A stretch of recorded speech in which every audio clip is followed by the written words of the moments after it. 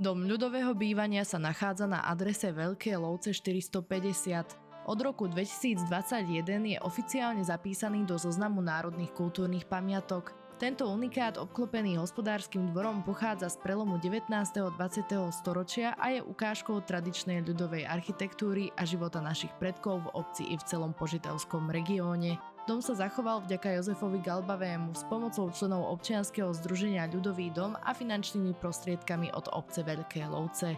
Jozef Galbavý začal s renováciami približne v roku 1995, kedy okrem samotnej rekonštrukcie postupne získaval informácie a cennosti od miestnych obyvateľov a historikov. Dom sa v súčasnosti okrem turistických prehliadok využíva i na usporadúvanie rôznych kultúrnych podujatí.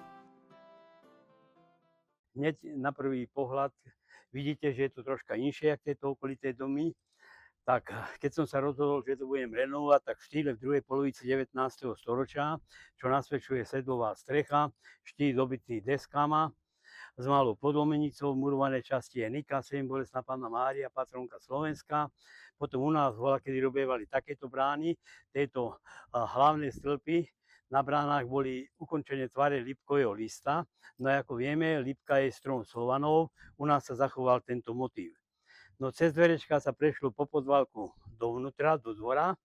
Tu je tzv. Výpustok, alebo žudro, alebo pilier, volali to všelijako. No a to slúžilo hlavne tomu ešte v tom období, v tom 19. storočí, lebo v druhej polovice 19. storočia boli ešte slamenné strechy a dosť často horejvalo.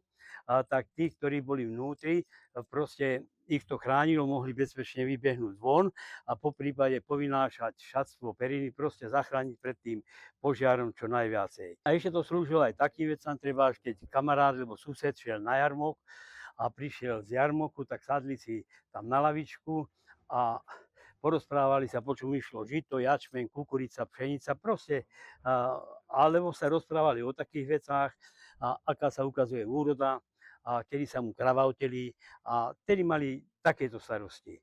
No ale to slúžilo ešte aj tomu, že treba, keď bola v rodine dievka súdca na vydaja, už mala, v tom období sa tomu hovorilo pitača, teraz akože priateľa, prišiel, zaklopkal len na okienko, celá naradosnená, že tu má milého, no a pýtala sa mami, že či môže ísť ven.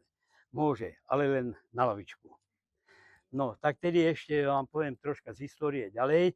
V tomto dome bývala všetko rodina Galbavých, či po Meči, lebo po Praslici. Bývali tu 4 rodiny.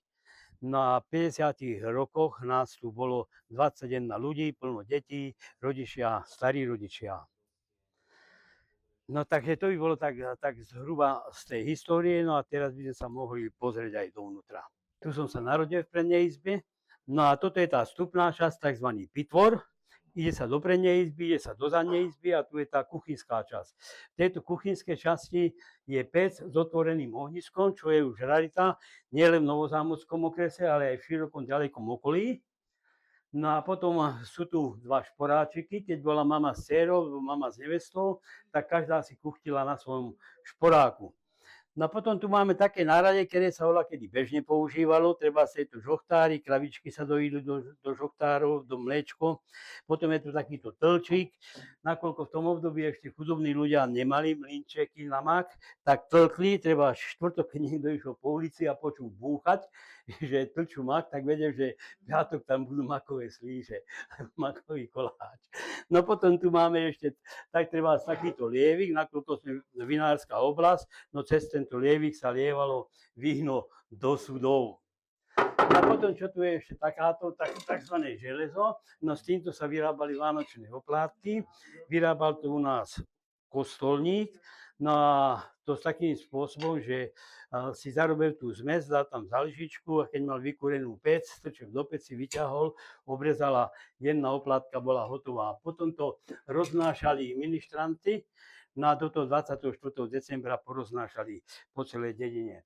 Potom do týchto žbánov sa dával lekvár, väčšinou slivkový lekvár, potom toto je taký špeciálny žbán na vodu, hlinený, no a toto je maselnička, maslo sa vyrábalo s týmto. Potom tu máme takzvaný nadevák, Jankos, u nás to bežne hovorili.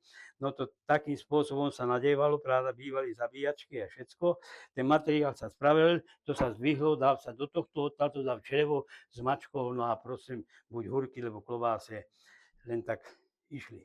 No a potom takisto sa používalo aj toto na nadievanie huriek klobás. No potom tu vidíte tieto veľké mise. No a tie mise slúžili hlavne tomu, že keď bola treba žatva, bolo viacej členov rodiny alebo aj známych pomáhali pri žatve, tak tom sa donieslo jedenie. No a väčšinou nejak ten múčne jedlá, a to sa donieslo, dalo sa ako na rolách v poli, dalo sa to na zem a všetci, ktorí tam boli, proste jedli z tej jednej misy. No a potom ešte treba troška z toho, že u nás sa používal treba aj tento pieskovec, kameň, dával sa do základov, tu som ho troška zviditeľne, proste aby bolo vidieť, že takéto materiály sa u nás používali. Potom na tej konštrukčnej práce sa používalo agátové drevo. Agátové drevo je veľmi pevné, húževnaté drevo, najdlhšie vydrží v poveternostných podmienkách, no nakoľko tu má ideálne podmienky, tak hovorím, že to musí vydržať 500 rokov, lebo zhorieť. No a potom sa toto drevo agátové používalo ako aj na hospodárske budovy, ako chlévy, šopky a stodole.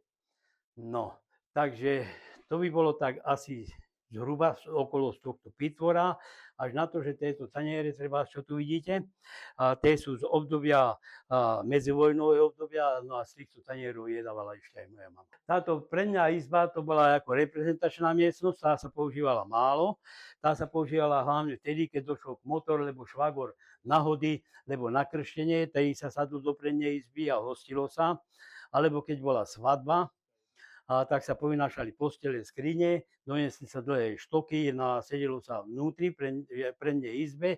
No a keď bolo viacej hostí, tak niektorí sedeli ešte aj v zadnej izbe. Hostilo sa.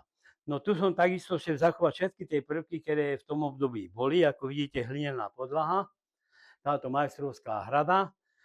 No, táto majstrovská hrada slúžila tomu, nakoľko tu boli roľníci, všetko sa skladovalo hore na stropoch, zesilovalo to ten strop a z vnútornej strany to slúžilo k tomu, že sa tam odkladali také veci ako modlitebná knižka, Biblia, kalendár, britva, tabák, proste také veci, zápalky, aby to deti nedočiahli. No a potom sa na tú hradu písalo, kto to kedy postavil, na to je napísané, že postavil s Božou pomocou Jano Galbavý v roku 1794 a obnovil som to ja ako prafrnúk v 2004. Tento termín 1794 je pomerne veľmi ďaleko, ale máme mapu z roku 1801. Na tej mape je naznačená táto ulica a pár domčekov ešte na druhej strane. Na tej mape, na tej ulici je naznačený 14 štvorčekov v radovej výstavbe a nakoľko za týmto domom boli ešte 4 takéto domy, tak je pravdepodobné, že v tom 1801, keď sa robila tá mapa, tak už tu niečo stálo, ale určite nie v takomto stave, ako je tu teraz. No teraz, keď je to vyhlásené za národnú kultúrnu pamiatku, tak pamiatkári si dali hodne s tým práce, aby to proste vydokumentovali, jak po stránke historickej, urbanistickej, architektonickej, proste aby to zodpovedalo tomu, tým im kritériám, aby sa to mohlo vyhlásiť za národnú kultúrnu pamiatku. No a ešte predná izba bola studená, tá sa nebolo tu žiadne vykurovacie teleso, ale pravda, kedy bolo detí hodne a už potom, keď sa nemestili do zadnej izby, tak tie odrastenejšie deti spávali v prednej izbe a cez zimu celý deň si zohrievali pálenú tehlu a škrídlu a potom si ju doniesli do prednej izby a dali si ju do postele a proste sa zohrievali. Takže tu som, jak som spomínal, ozaj také tej prvky, jak vidíte, tieto dvere, kováňa, volakedajšie zámky, zárubne špeciálne drevené z agátového dreva. No a potom, čo je tu ešte zaujímavé, tak treba je zaujímavý tento kufríček, ten pochádza ešte z druhej svetovej vojny. No a strýko, otcov brat, padol v vojne v Rumúnsku. No a proste poslali tento kufer a ešte sa tam dá vydedukovať, že to bol Mikuláš Galbavý. No a ešte, čo je tu taká zaujímavosť, tu je taká skrinka, že keď došla návšteva vážna, tak tam bolo alkohol, tak tam bola nejaká flaštička pálená alebo vína. No a keď sa sadlo do tej prednej izby, no tak sa poponúkali. Zadná izba proste slúžila k tomu, tu sa odehrával ten rodinný život, tu sa bývalo, tu sa varilo, tu sa spávalo. Proste bola to taká miestnosť, kde sa celá rodina stretávala. Na stole, toto je iná svátočné prestieranie, ale za všedného dňa to nebolo prestreté. No a je tu taká ošetka, v tej ošetke bývala chleba, prikrytý s valadenkou pekne a keď sa jedlo, tak sa nakrájal, buď asi otec, nakrájal každému krajček chleba, no a proste sa jedlo. No, čo som ste ešte, tuto je zaujímavé to, treba, že tieto majstrovské hrady, jak vidíte, tie prebiehali pozdĺž celého domu. Prebiehali aj zadnej izbe, aj komory a dokonca ešte aj v maštalách. No tuto už bývala ďalšia rodina Galbavých, strina Rozália bola zaslobená Galbavá. Oni sa vydali za Remišána, majú tam fotky svojich detí a hore majú fotku svojho otca, ktorý bol ešte rakúsko-uhorský vojak. No tuto, čo je zaujímavé, je aj to, práve tých detí bolo voľakedy hodne, takže tu je taký rozťahovací stôl, ktorý sa rozťahol. V noci to slúžilo ako postielka a cez to slúžilo ako stôl pracovný. Tak ešte, čo je tu zaujímavé? Je zaujímavé to, že za touto miestnosťou bola komora. No komora mala tú zvláštnosť, že mala vchod len z dvora. A v 30. rokoch minulého storočia, keď starý otec Šafárov išli skoro ráno na jarmek, no a vtedy boli zlodeji kmieni, tak jak teraz sú, čakali hore v humne, no ráno zapráhli kone a odešli na jarmok, no a oni videli gazda nie doma, tak trhli do dvora, otvorili si komoru a proste ju vykradli. A v tej zadnej izbe spali stará mama s deťma, ani proste nevedeli, že majú nečakanú návštevu. Potom ráno, keď stali, idú do komory, no a vidia dvierka otvorené, komora vykradnutá. No potom, keď došli starý otec z jarmoku, videli, čo sa stalo, spravili tam také malinké okienko, nakoľko detí bolo hodne, tak cez to okno každý večer chodili tie dvere podepreť, no a ráno odepreť. No a keď si to pamätám, že to bolo u starých rodičov Šafárových takto, tak som to spravil aj tu. No a je to zaujímavé hlavne pre týchto odborníkov, etnológov a ľudí, ktorí sa zaoberajú ľudovým bývaním. Samozrejme, že sa spávalo hore na peci a takto proste sa nejak sa museli pomestiť, lebo vtedy bolo bežné nejakých 7, 8, 10 detí. Komora vypadala asi takto bola zariadená, tak je tu murovaná kotlina, a potom sú tu takéto náradia ako galaty na mas, veľké hrnce, vedro na vodu, a potom na petrolín, nádoby. A tuto je takéto korito. To korito bolo na to, že proste v tom sa miesil chleba. Večer sa zamiesil, cez noc vykysol, no a potom ráno, keď už bola vykúrená pec, sa válal, no a sádzal sa do pece a po 2 hodinách sa upiekol a potom sa doniesol a dal sa na tieto sane. Keď sa chlebík minul vnútri, tak išlo sa do komory, no a zobral sa z komory chleba, no a hlad nebol. Potom tu máme taký susák, v tom susáku bývala múka, no a potom je tu ešte takýto malinký preš, šikovný, keď treba z gazda, bol hospodár a kravičky mu dobre dojili, tak hrobevaj sír, nechal ho odpapkať, no a potom ho dal do takéhoto malého preša, pekne ho vyprešil, zmačkol a proste bol taký úhladný bochník z toho. No a keď potom gazdinka išla na jarmok, rozložila sa a došol nejaký zákazník, odkrojte mi toľko to, tak odkrojil. Potom tu vidíte čižmy, rôzne čižmy, ktoré sa voľakedy nosili, sú tu dámske, aj pánske a dokonca aj detské. A tie detské čižmičky sú hodne obšívané, takže ich nosilo isté viacej generácií. Tak potom tuto je ešte takáto zbonka na kapustu. Kapusta sa voľakedy takisto, ľudia potrebovali C vitamín, tak na zimu sa spravilo podľa toho, aká bola rodina, bude ešte vača táto zbonka alebo kadička. No a to sa pravda ušlapalo, vyšla voda na vrch, potom sa to zaťažilo, dali sa desky a kameň, no a potom keď to vykyslo, tak sa to už dalo používať. No a potom tu sú ešte originálne vrecá, ktoré neboli ešte vôbec používané, tkané. No a tieto vrecá sa používali hlavne k tomu, že keď bola mladba, že sa mlátilo zbože, tak to sa dávalo žito, lebo jačmene, lebo tak. No a potom takisto sa vozilo zbože do mlyna. No, keď to mlynár zemrel, tak potom sa doniesla múka v týchto vrecách. No a potom vidíte takéto malinké korítka drevené, kedy boli, tam sa kúpali malé deti v tom. Na tu je takéto veľké korito, toto veľké korito v tom, keď bolo veľké pranie, sa namáčalo, no a potom dajme tomu ako v takomto letnom období, keď je, tak si naťahali vodu a okúpali sa. Už vidíte, už sa nestávali tieto stupy, tieto žudrá a už sú inakšie okná, inakšie dvere, prístredné stĺpy. Proste ten vývoj tej ľudovej architektúry pokračoval jak interiéry, tak exteriéry. A toto je stavané v tom modernejšom štýle. Už tu není ako prítvor, ale už toto je ako kuchyňa. Ale ešte stále sa zachovali tie isté prvky, ako vidíte, hlinená podlaha. No a táto hlinená podlaha vytrváva, bola ešte, si dovolím povedať, že až do 60. rokov minulého storočia u niektorých ľudí. Potom sa to začalo vymieňať po druhej svetovej vojne. No a dávali tie špárobetóny, linoleum, gumolíny a tak. No, táto kuchyňa je verná kópia toho, jak si pamätám, jak to bolo u starých rodičov Šafárových. Vešlo sa dovnútra, šporák, tzv. Transport. A tento šporáčik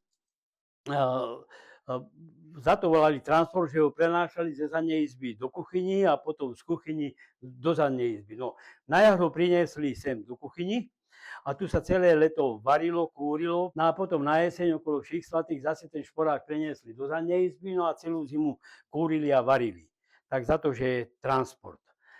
No a toto je ozaj tá verná kópia toho, jak si pamätám u starých rodičov, že jak to bolo, tento kredenc je pôvodný odtál, umývadlo, vodové lavičky, za dverami je šteláž, no a ten šteláž, tam bol také kuchynské náradie, ktoré sa používalo. No a je tu proste už rozdiel v tom, že treba pece už nie sú otvorené, už sú zatvorené pece, proste aby ten chlad cez zimu tak neťahal do tej kuchyne, do miestnosti.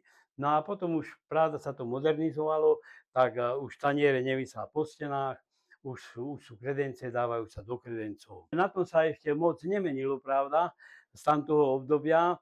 Zase to bolo ešte v tom štýle, že v jednom kúte v uhlopriečke je šporák, v druhom kúte je lavica a stôl.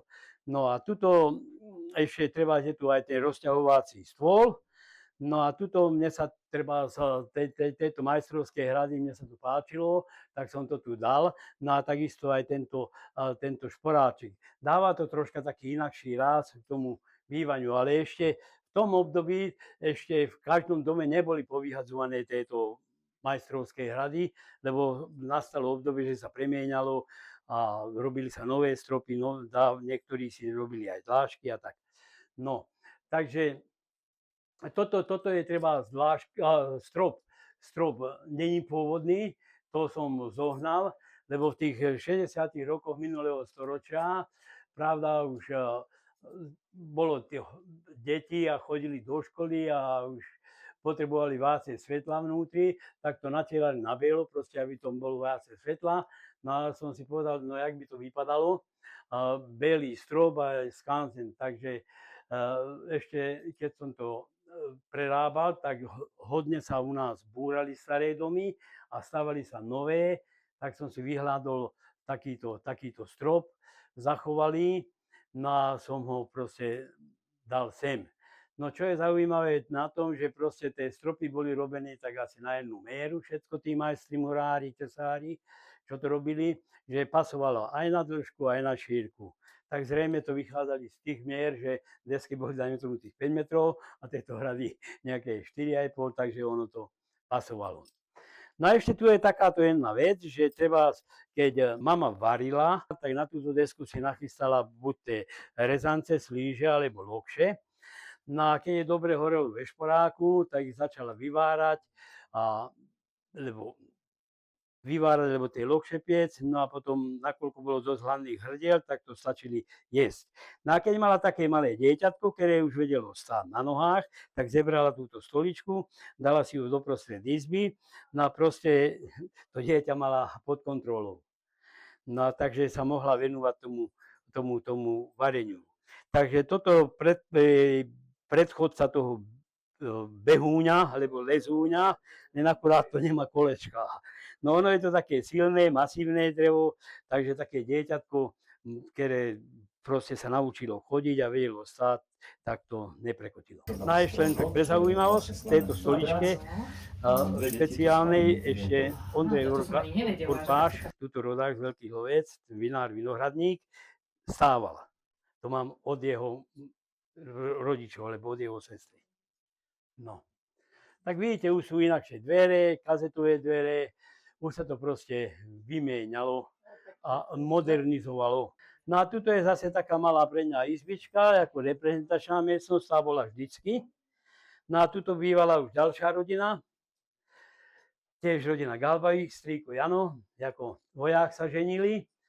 No a oni sa ženili niekedy v 38. alebo 9. No a tu mali túto prednú izbičku.